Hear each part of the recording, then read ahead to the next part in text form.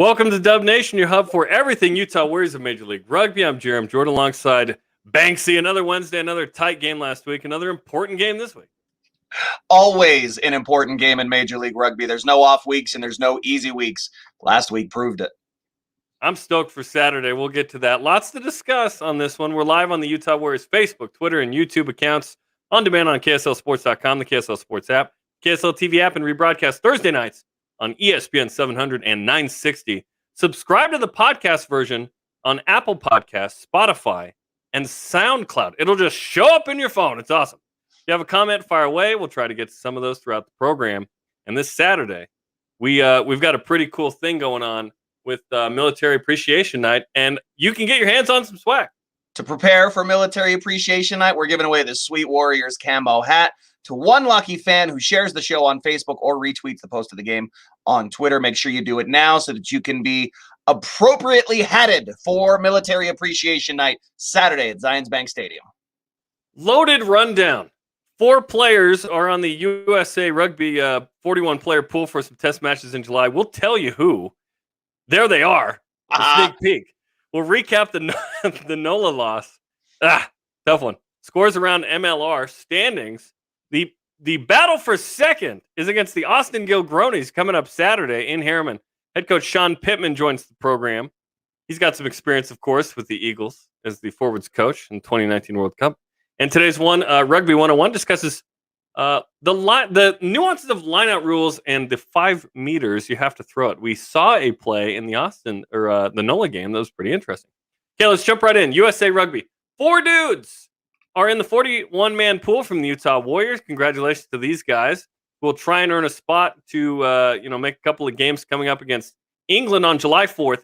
The U.S. versus England on July 4th. I think that's amazing. Then July 10th against Ireland. Yeah. Mika Kruse, Michael Baska, Mike Teo, and Paul Mullen make the roster. That's pretty cool. When you look at it, too, and you think there could be 2 or 3 other guys realistically from this squad with the way they've been playing that could or should get call-ups, that's a really great representation for Major League Rugby and for the Utah Warriors in general to have, 2 guys, obviously, with Mikey and Paul, who played a lot of time with the Eagles, and then Michael Baska and Mika Kruse, young players playing really well for the Warriors, looking to get their first cap. So the only bad thing about this is they miss games with the Warriors. This is a thing that happens, right? But there are some important games certainly leading up to that, where at Rooney on June 19th, at Houston on the 26th. There's a bye on July 3rd as we look at the schedule, and then of course Rugby ATL. That was a pretty interesting exhibition game. Rugby ATL pretty good in the East. That's on July 10th, and then you'd think the guys would probably miss the next week, which is the regular season finale with the LA Guiltini. So the pros are, hey, playing for the Eagles, baby. And this is assuming they make the roster and the travel squad. It'll be trimmed down from 41. It's an expanded roster. But the bad news is, hey, they're going to miss some important matches. So there's some give and take with that. But pretty exciting stuff. 75% of the roster, by the way, from MLR. Again, we're seeing the growth of the league, the impact it's having at the international level. The next step is for the U.S. to kind of take a step and become like a top 10, team internationally. But 15 uncapped dudes with a chance to get some caps, 2 of which from the Warriors. And there's talent all over that roster, too. If you look at the guys that have made it from all over the league, it's all the dynamic stars that you would expect, including young guys like Connor Mooneyham, who's coming to town. People that we know and that have been on our radar for a long time and now getting that national team attention they deserve. So it's a great showing for Major League Rugby. It's a great showing for USA Rugby. It was just a couple years ago when this squad was announced. We were just happy everybody was under some kind of professional contract of any kind, right. And now here we are looking at 75% of this squad being Major League Rugby contracted players with real bright futures and pathways leading directly from some of these guys, their club teams, all the way through now to the national team. And it's a very real pathway for a lot of these guys to end up in the Stars and Stripes, man. So after the 2 matches in July, the test matches, the group will assemble for a 2-part Rugby World Cup qualification series against Canada. It will not be against the Toronto Arrows, just to be clear, but it will be most of those guys. So that will be fun in July. So congrats to those 4 guys. That's pretty awesome. Not awesome. Losing at NOLA, 29-24. 7th game in 9 decided by 7 or fewer. A game of errors that ultimately cost the Warriors, points on the road. 1-4 on the road. Line-out troubles. Hagen Schulte pretty banged up. Didn't do a lot of kicking in this one. Calvin Whiting and Mikey Teo did. Wet conditions, lots of ball handling errors, and the Warriors are now 0-4 against NOLA Gold. It was always going to be a tough game going down there. Just the physical conditions of playing in NOLA are, I kind of think, underrated. People don't realize how tough it is to go down there in that heat until you've stood there and you're just tired and wet and sweaty and you haven't even done anything yet. By the time you the game hasn't even started. By the time you kick into the 60th minute of a match and you realize, there's still 20 minutes of rugby left and I'm gassed. That heat can be oppressive that way. And then you throw on top of it what ended up being a very disciplined NOLA Gold team. They minimized their own mistakes. They capitalized on the opposition's mistakes and put more points on the board. So full credit to them. The Warriors did absolutely nothing to help their own cause through the course of 80 minutes. I mean, you want to talk about all the miscues in the first half from the line out that was frustrating from a broadcast perspective. I can imagine how the boys in the sheds are feeling about it, to, a second half where they really just weren't able to finish. In the first half, we saw some flashes, the Mikey Teo try, some space opened up. We never saw that again in the rest of that match, and it was frustrating. So credit to NOLA, but any one of probably a dozen different possessions in that game we score a try on, we're talking about coming out of NOLA with a win. And that would have been a big win. Unfortunately, it's a loss. Let's walk through it. So just a couple minutes into the game, Julian Dominguez, he's really good. Scored a try in the fourth. Then Utah's Calvin Whiting made a penalty goal a couple minutes later to make it 5-3. Then we go to the 17th. This is where you talked about this is the toughest play to watch of all season. It's a line out of the 5-meter line, and it's overthrown, and Pat O'Toole's like, oh, thank you very much. This is easier than finding beads on Bourbon Street. Like, he just grabs this and dots it down, and it was like, what just happened? It's 12-3 NOLA. Well, with three guys standing around him, too, it's frustrating to watch. The Warriors didn't get the lift up in the air. They tried to keep it simple with just the three guys in the line out, and just misfires from the set piece all day long frustrated the Utah Warriors. And that was pretty characteristic of how just about every single one of them went.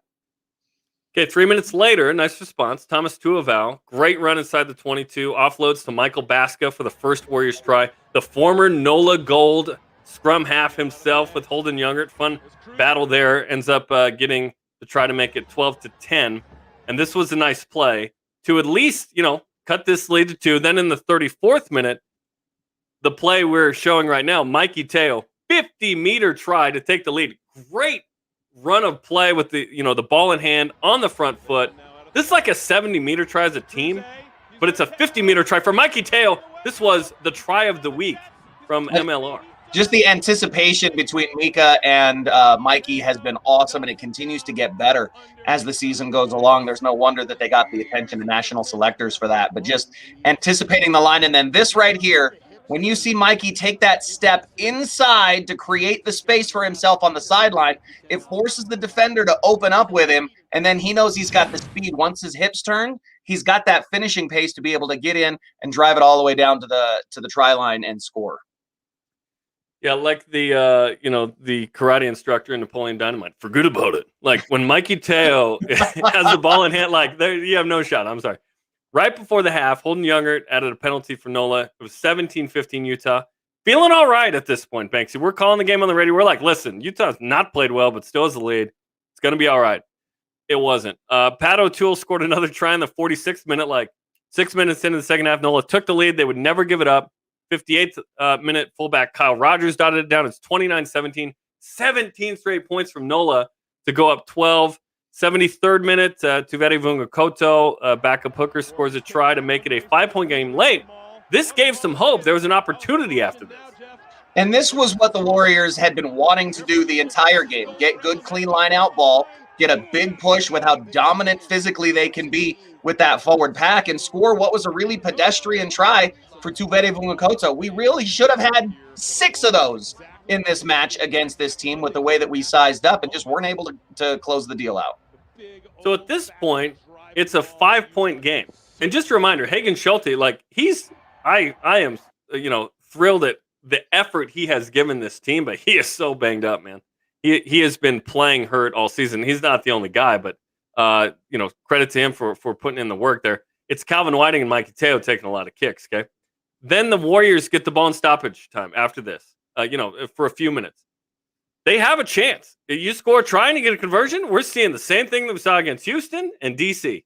And this is a Warriors team that scores late, sometimes to win, sometimes to cut into that deficit, and they did that here. They're throwing the ball around. Ultimately, Tyler Fisher knocks it on, and the game is over, and it's 29-24. NOLA wins. Let's take a look at some of the stats. Possession even. Utah had 6% more meters. One more try for NOLA. This was a rare non-bonus point for 4+ tries for the Warriors. Only 3 in this one. 6 line breaks. 6 line breaks and 3 tries. Got to have more. Penalties, fewer. Tackle percentage, higher. Scrums, both 100%. Line out, 66%. That really sticks out. Without Matt Jensen being in the lineup, he's such an asset and a weapon in the air, and I think his experience jumping in the line out has been obviously missed by the Utah Warriors, but at the end of the day, we've still got Yuri Van Buren, Aston Fortine, Saya Uhila, Lance Williams, Bailey Wilson, all guys that can get up in the air and claim the ball at incredible height. So the struggles to score for the Utah Warriors, really the tale of the tape here. And I think that possession even counter, we said it early in the half against New Orleans.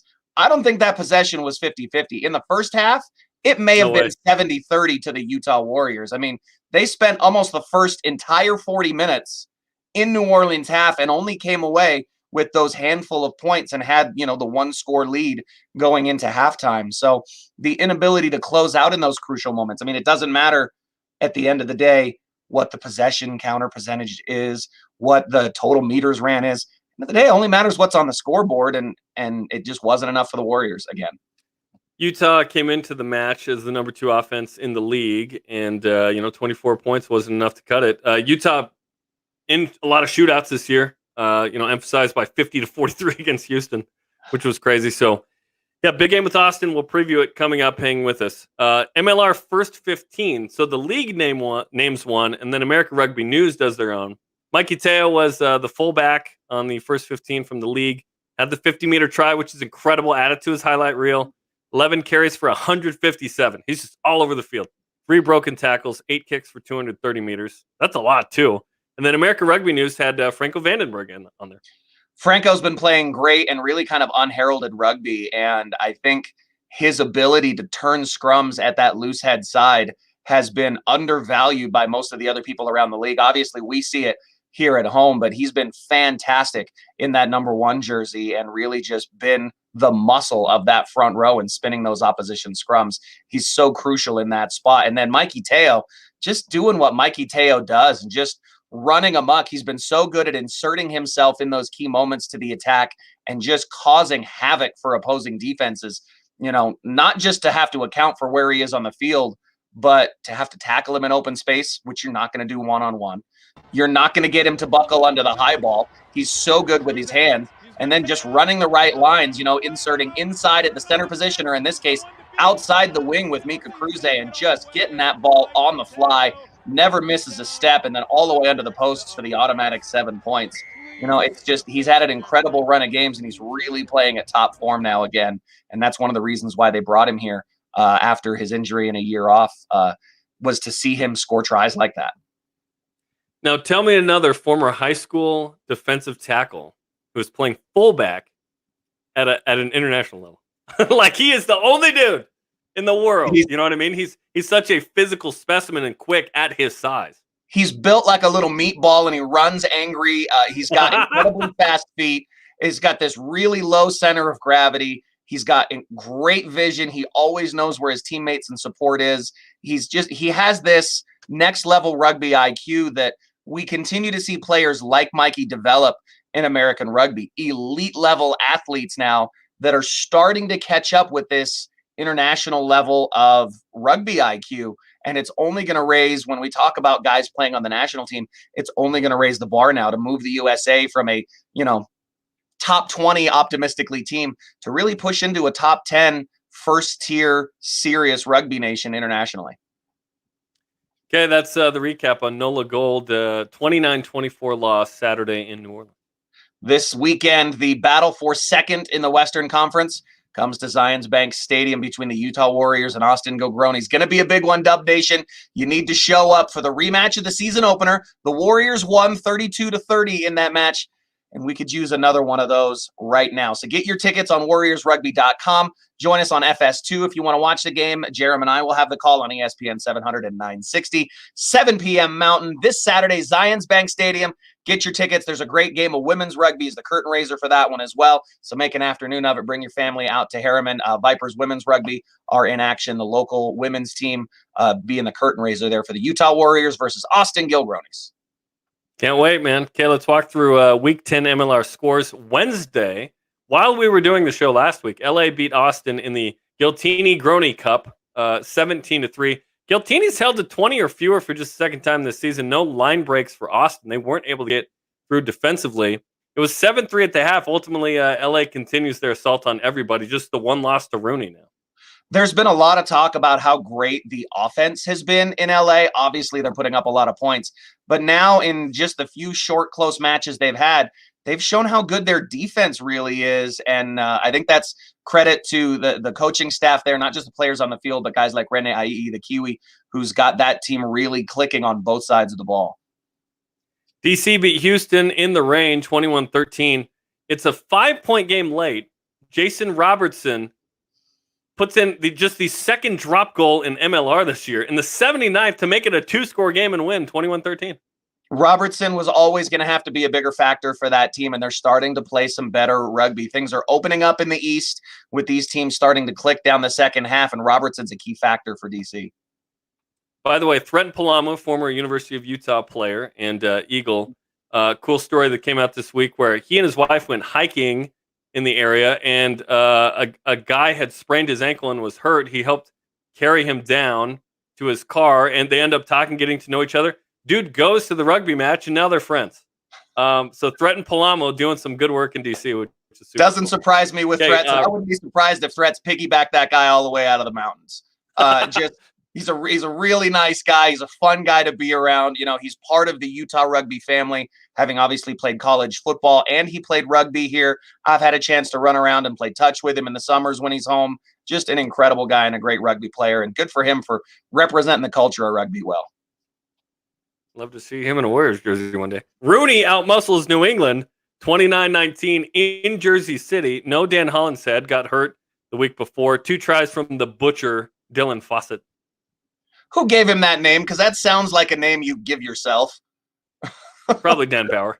You know, probably. It makes sense. If Dan Power gave him that name, I'm going to give full credit to Dan Power. You know, it's just the butcher, Dylan. I mean, I don't know. He's a pretty good one, dude. He's a fantastic player. It's a pretty good name. I'm still on the fence about, you know, who bequeathed that title on him. But full credit to Dylan. He's a fantastic player, and they needed it in Rooney. And Rooney's playing good physical rugby right now, the kind of rugby that isn't always the flashiest, but it wins you games.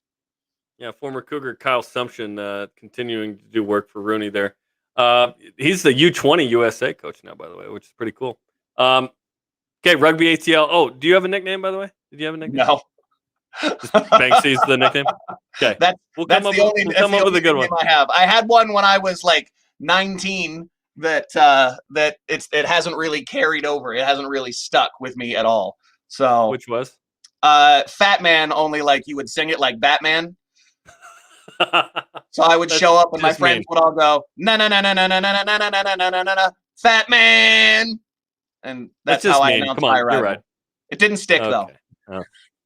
Luckily not. Rugby ATL pounds Seattle 25-6. A 5-pointer for Atlanta. No tries for Seattle. Rugby ATL atop the East now.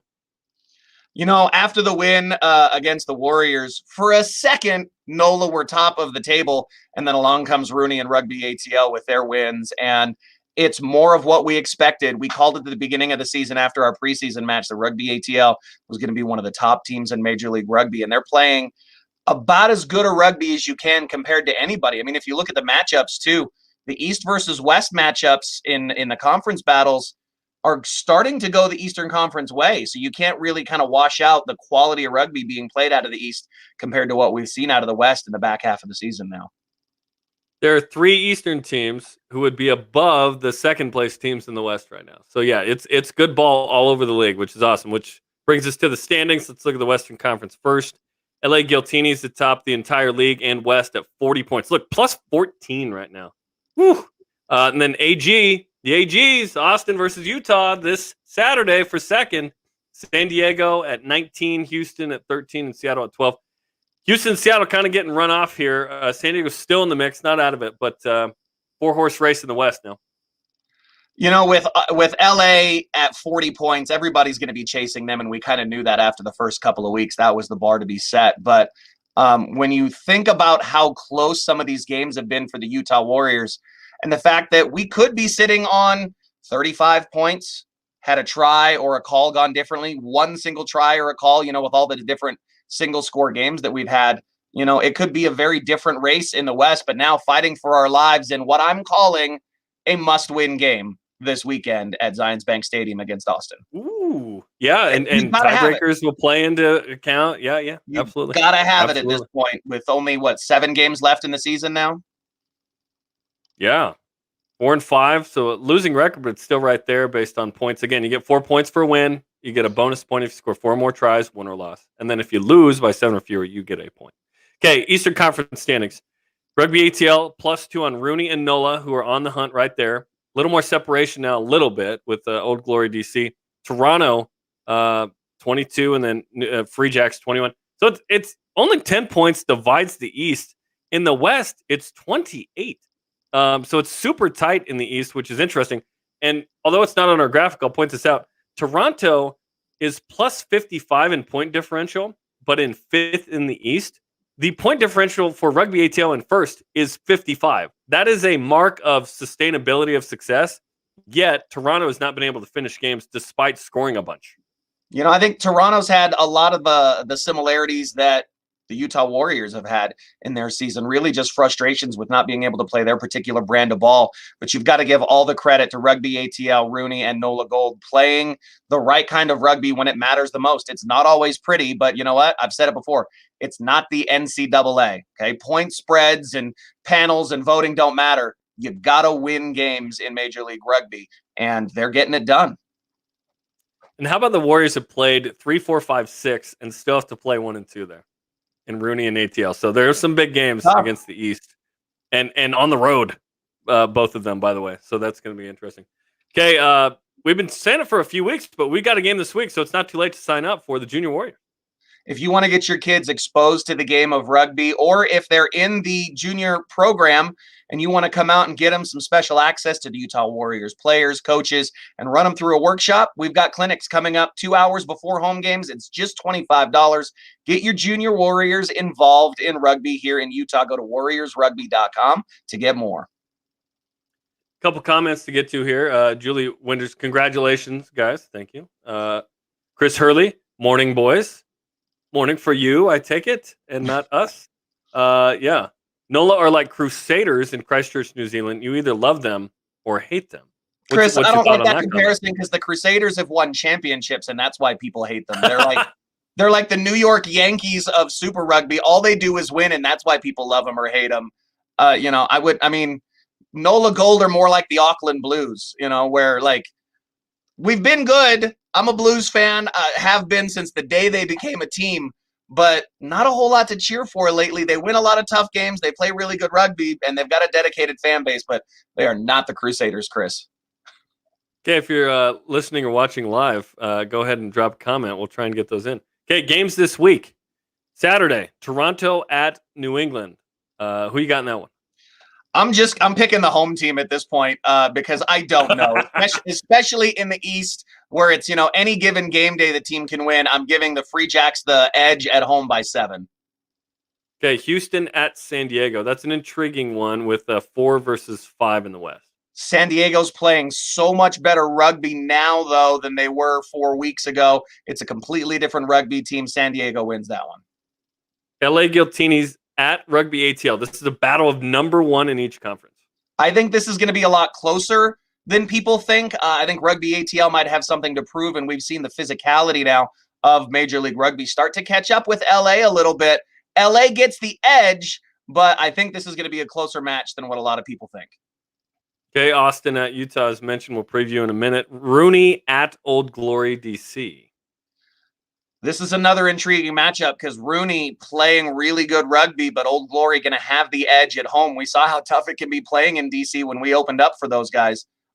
So it's a coin flip on that one. I'm going to go with Rugby New York because of their physicality in that match.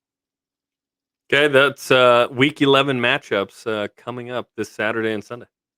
The Utah Warriors want to continue to find and develop talent from all around the country, not just here in our great state of Utah. So pro days are coming to you wherever you are, whether it's Brighton, Michigan, right here in our own backyard in Salt Lake City, Tucson, Arizona, St. Louis, Missouri, or Philippi, West Virginia. This is open to anyone who is eligible to play professional rugby. So if you're a college player wanting to know, how do I break into the league? How do I show out? How do I get general managers to look at me? You show up to one of these pro days, you put your boots on and you play ball, guys. Go to warriorsrugby.com and be ready because the Warriors are coming to find you and hopefully punch your ticket to Major League Rugby.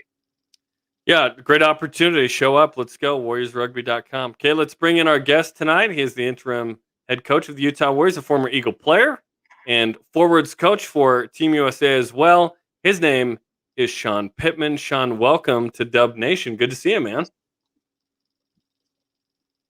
Yeah, good to see you guys too. Okay, well, a lot to talk about. We'll get to last week's game and this week's game, but let's start off with, of course, 4 Warriors selected to the 41-man pool for a couple of test matches in July and then a couple later against Canada. What's that like to have 4 Warriors in that group?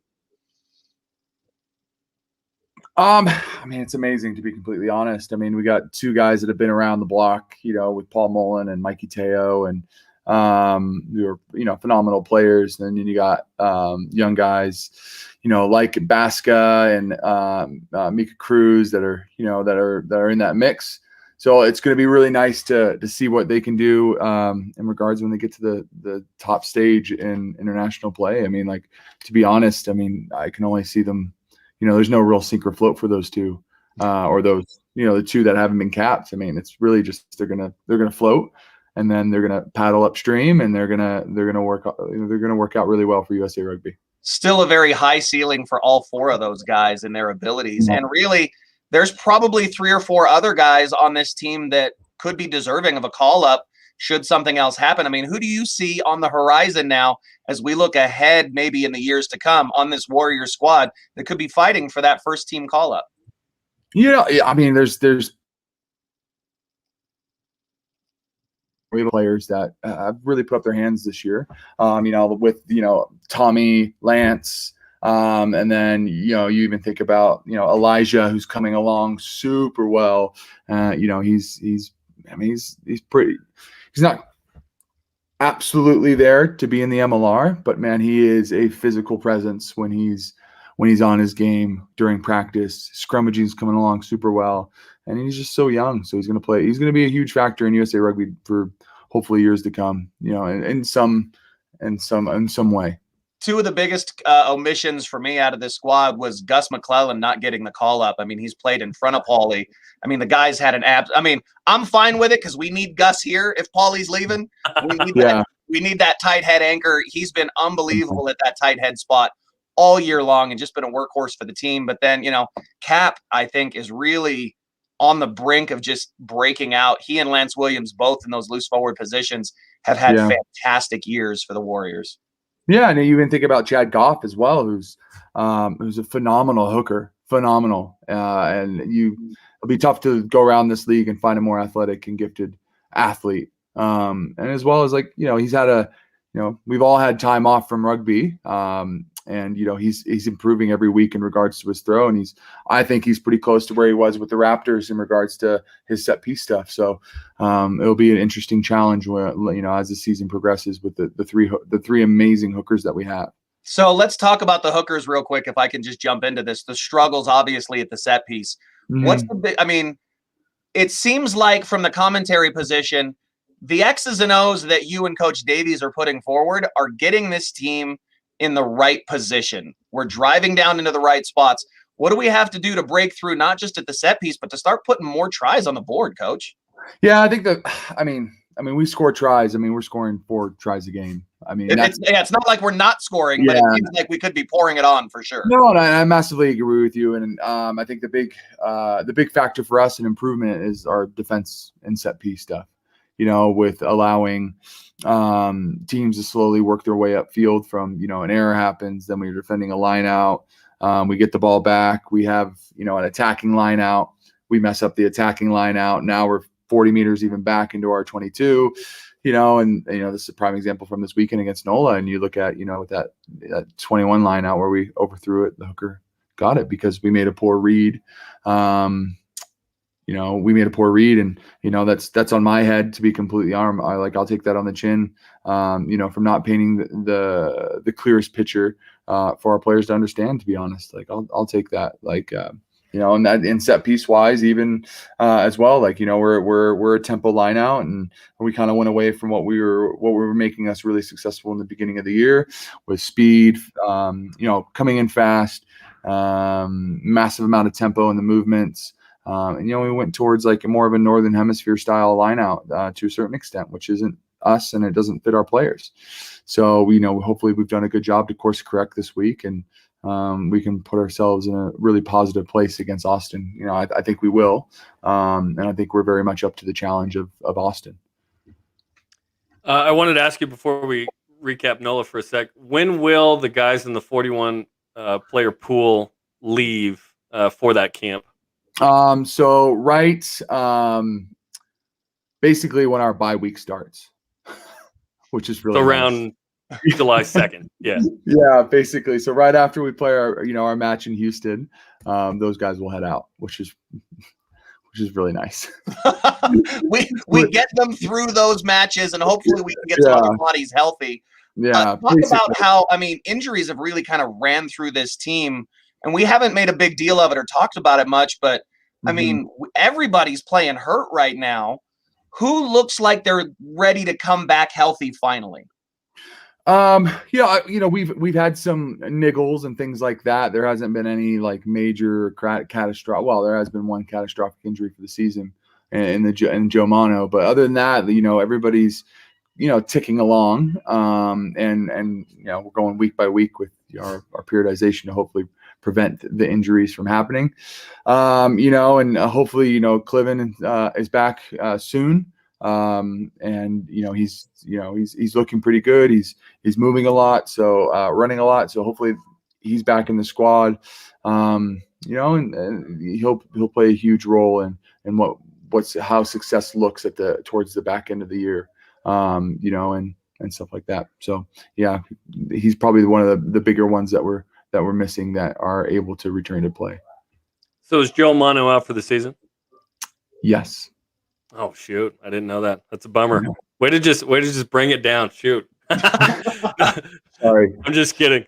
Sorry. No, I mean, and that's the thing with Joe Mano. Like, I'll give him a ton of credit. The guy put up his hand, and he played phenomenal rugby for us. Yeah. I mean, he's a good player, and you know, it's a shame that you know his season ended that way, but he'll be back next year, and he'll be even better.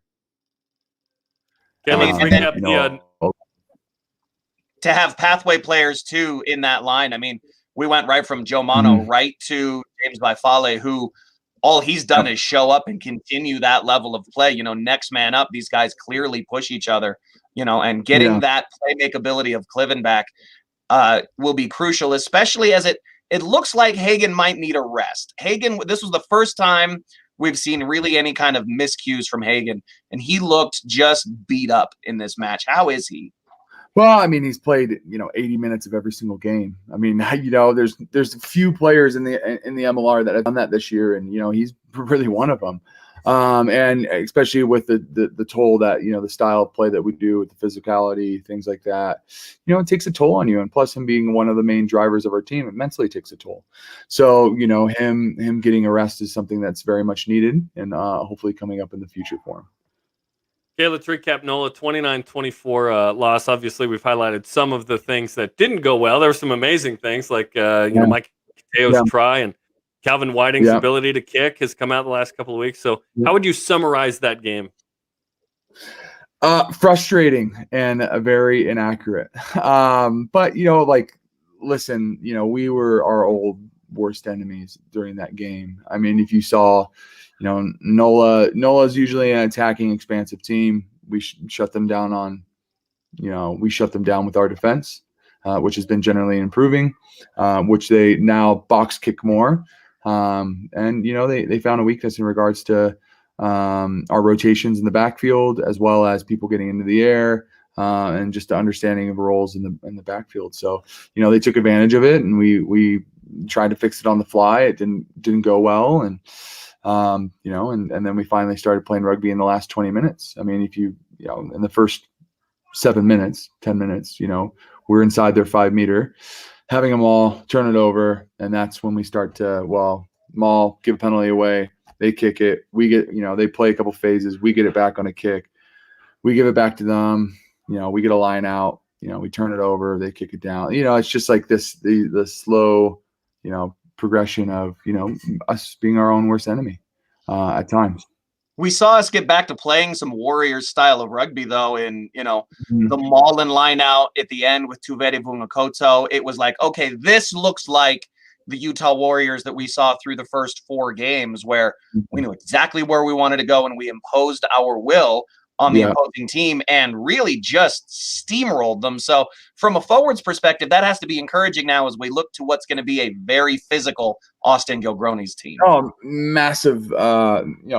That's one of their big things is defense. They're number 2 in the league right now for defense. So, we really have to bring our A game in regards to, our attacking rugby, which I think we will. I think Shawn's doing a phenomenal job with that group. And our playmakers do a great job of having some creative space. Forwards getting over the gain line. But, the set piece has been something that's been a focus for us in the last week or this week of training. Dialing in and tightening some screws that have come loose, have come loose over the last 5 weeks. So hopefully, we start to regain our high percentage, lineouts like we had in the beginning of the season, which will hopefully allow us to have some more attacking opportunities, as well as alleviate us from, having a turnover, kicking to the corner, and now we have to defend again, a maul or, just a set piece strike. So we'll just, hopefully, like I said, hopefully we've dialed everything in and we're in a good spot for this weekend. We're talking to the interim head coach of the Utah Warriors, Shawn Pittman. Big game, as we mentioned, with Austin. Both, tied for second, and we're coming down the backstretch of the regular season. This will certainly go a long way towards determining who, we're assuming LA is probably going to win the West, right? Who gets that second seed into the playoffs. So this is a big one, Coach. How has practice been so far this week as you prepare for one of the bigger games of the season?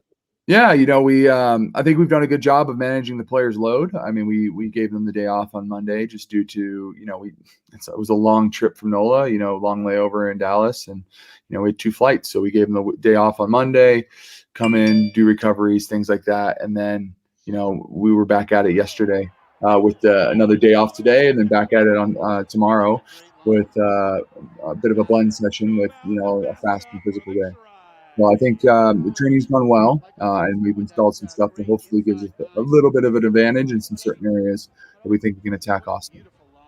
I think this week feels like the first week where it has that playoff feel to it. Like the rest of the season, I feel like we've been playing regular season rugby. Now it feels like a win and you're in kind of situation if we can kind of control our own destiny. A win versus Austin puts that in control for us, and that perspective going forward, how is this team adjusting to finding some teeth?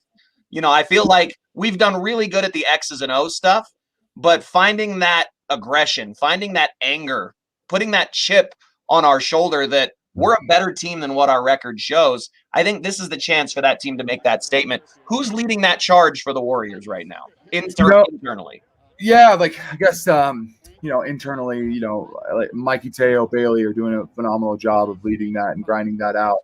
This is the bit of that playoff feel in regards of, it's going to come down to San Diego is very much in the run and contention. Like they're going to win games, especially with the roster that they're pulling in with another 4 internationals coming in. So, they're just going to start winning more games. That's just what it is. So if we can continue to tick over, take things a bit more personal in regards to a lot of things, I think we can be in a really good spot where, we hold our own destiny, to be honest. And, you said it, and I fully believe that as well. It's like we hold our own destiny, and what we need to do is do what Warriors do well. Strong set piece, strong attacking rugby, and we dial in our defense. And I think, we're going to be a really difficult team to beat. But, we need to really switch on when it comes to, game time and in prep. So, I think we've turned that dial just a little bit up this week, and hopefully we're in a really good spot for Saturday. We'll crank it to 11, baby. We can't wait for Saturday. Utah against Austin. It's going to be fun. The battle for second place in the West.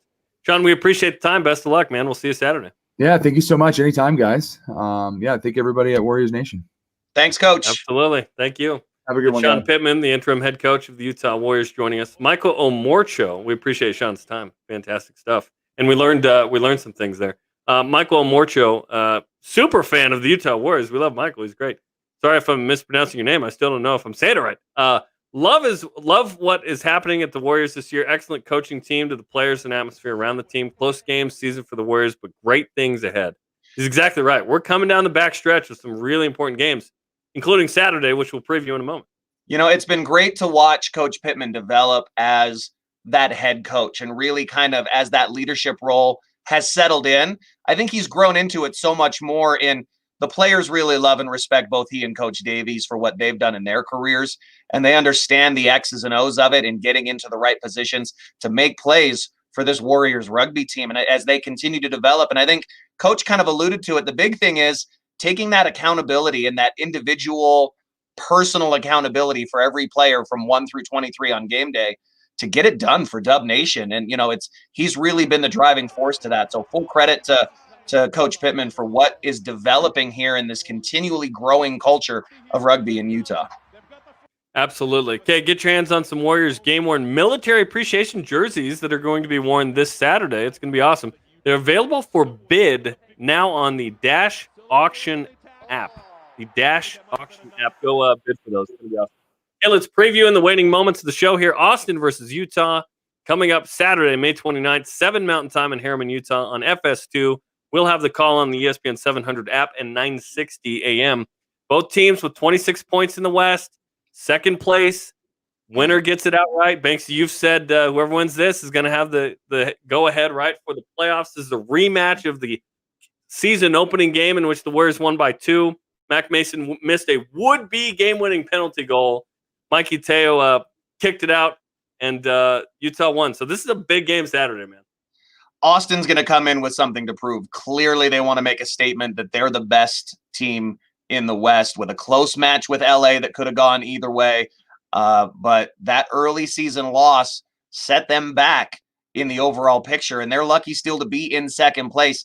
And the Utah Warriors, you want to talk about needing a statement win in midseason. This is it. 2v3 with playoff implications on the line here. You win and you control your own destiny as you look down the stretch. You lose. Now you've got to play catch up and you have to hope some other things fall your way. Both of these teams want this and they want it bad. After that game against Austin, so Austin loses the opener. They lose the next week to San Diego. They're 0-2. It's like, what's up with Austin? They won the next 4 and have won 5 of 7 sits. So they've been on fire. The only losses they had at New England by 4 and then at home to the Guillotines last Wednesday, which brings me to this point. They've had a week and a half to prep for this game instead of just the regular week. So that's a little more. Number 1 defense in the league at 13 points allowed a game if you're just going points allowed. But Utah put up a season-high 30 in that opener. Now, LA only had 17 by comparison, by the way, so an interesting comp there. Austin is a little bit different of a team, as Shawn Pittman mentioned, with a couple internationals that came in. Highlighted by Ruben DeHaas, the scrum half, 17 caps for the U.S. He's headed to Saracens in the U.K.'s on loan until July. So he's made a huge difference for this team. Opened things up for them, and you're talking about a guy that's a little general. It's everything that you want from your 9. It's what we have in Michael Baska, and a guy that can get your team around the field. He can not only get your forwards in the positions that he wants to make the right impact, but he's that link between an attacking back line. This is a very different Austin team than we saw in week 1, and it's going to have to be all hands on deck this weekend in Harriman. Other players to watch: Mac Mason, the fly half, top 6 in conversions, penalty goals, points. He's got a good leg. Will McGee is an Eagle. Bryce Campbell, the captain. He's a top one of the top ball carriers in the league. Connor Mooneyham, who was the number 1 pick in the draft for our audience, returned missionary for the Church of Jesus Christ of Latter-day Saints. He plays for Austin. Dominic Bailey, one of the top tacklers in the league. Isaac Ross, one of the top lineout stealers. This is a talented team. It's going to be a good matchup. I think these teams are pretty even. Utah at home has been tough, to say the least. Utah struggled on the road, but at home, Utah's been pretty good. So this is going to be a fun one. It should be an electric atmosphere. I mean, Dub Nation always shows up. We have one of the best attendance records in Major League Rugby, not just this year, but every year for a reason. It's because good rugby's played out in Harriman. Teams love coming here to play. It's a beautiful stadium. The fans are intelligent and articulate about their knowledge, and the new fans that are coming out to join in are falling right into and embracing the culture of rugby. These are teams that I think match up really well. Strength on strength. When we talk about what they offer each other, they're both built to attack the opposition at their strength. So it's going to really be kind of a battle of attrition that's going to, I don't want to say it because I don't know if my blood pressure can handle it. It may come down to whoever has the ball last again in this one for the Utah Warriors. Cardiac Warriors, we talked about it. That's what they do, man. 7 of the 9 games, 7 or less. I can't take it, man. I got to take your medicine. I got to take my vitamins and be ready for this one because I think it has that kind of feel. I think this is going to be a full 80 minutes of rugby. Okay, Rugby 101 as we finish the show here. Lineout rule. There's a lineout rule we saw come into play against NOLA Gold, Banksy. This is a big one, and it's a pretty simple one. If you look at the lineouts, there's 2 marks on the field that dictate the lineout. One is the line, the hash line, 5 meters in from the touch line. The ball has to be thrown a minimum of 5 meters into play before you're allowed to attack the ball. The other line is the 15-meter hash. All the players have to line up in between the 5-meter line and that 15-meter line. The play we saw in NOLA is this quick throw to the front, did not go the full 5 meters. The ball was taken inside that 5-meter line. So even though he rumbled all the way down, crashed in and scored the try, it was called back because they didn't throw the ball in the full 5 meters. Teams do this a lot. You can see it right there, the ball going in and then coming back to the hooker and the big charge down. It looks great, but to pull it off right, and this is why teams can't get away with this very often, that ball's got to go the full 5 meters to use that space to make it a legal play. It did not. They brought it back. It was not a try, which was the correct call. That is our Rugby 101 for tonight. Don't forget, this Saturday, it's Military Appreciation Night at Zions Bank Stadium. So to prepare for that, we've got this camo hat that we are giving away, logoed up and ready for you. So if you're a veteran, if you're a military family, if you're just a patriot that likes supporting our men and women in uniform, go ahead and share the show here on Facebook for Dub Nation. Retweet the post of the game on Twitter for your chance to get hooked up with that limited edition Warriors Military Appreciation camo hat. Okay, that'll do it for us. We'll see you Saturday, 7 o'clock Mountain Time at Zions Bank Stadium, FS2 nationally, and on the radio on the ESPN 700 app and ESPN 960 with the Utah Warriors and Austin Gilgronis. Like and share this episode of Dub Nation on Facebook and Twitter. A reminder to follow the Utah Warriors on social media and throughout the season on KSL Sports and ESPN 700. For Shawn Pittman, Billy the producer, and Banksy, I'm Jarom Jordan. Go Warriors.